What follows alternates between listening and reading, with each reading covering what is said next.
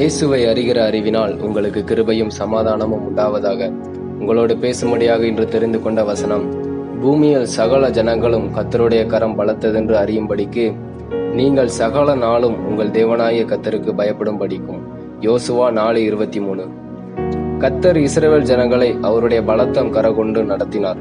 அவர்கள் யோர்தானில் எடுத்து கொண்டு வந்த அந்த 12 கற்களையும் யோசுவா கீழ்காலிலே நாட்டி, இஸ்ரவேல் புத்திரரை நோக்கி, நாளை உங்கள் பிள்ளைகள் இந்த கற்கள் என்னவென்று கேட்கும்போது, நீங்கள் உங்கள் பிள்ளைகளுக்கு அடிமைத்தனத்திலிருந்து கர்த்தர் எங்களை அவருடைய பலத்த கரத்தினால் நடத்தி வந்தார், வெட்டாந்தரை வழியாய் இந்த யோர்தானை கடந்து வந்தோம் என்று சொல்லுங்கள். இப்படியாக கர்த்தர் அடையாளத்தை கொடுத்து அந்த சந்ததிக்கு போதிக்கும்படியாக கட்டளை கொடுத்து தொடர்ந்து அவர்களை தம் அண்டையில் நடத்த விரும்பினார்.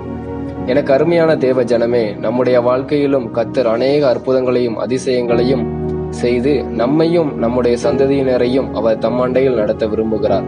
அப்படி ஒரு அடையாளம் என்று நான் சொல்ல விரும்புகிறது, அவர் நம்மை தெரிந்து கொண்டு இரட்சிப்பை கொடுத்ததுதான்.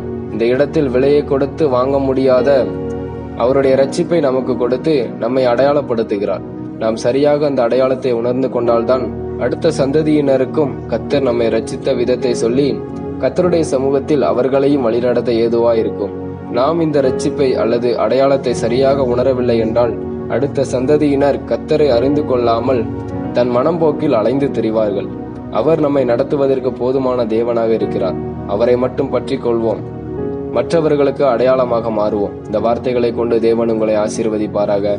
ஆமேன். God bless you.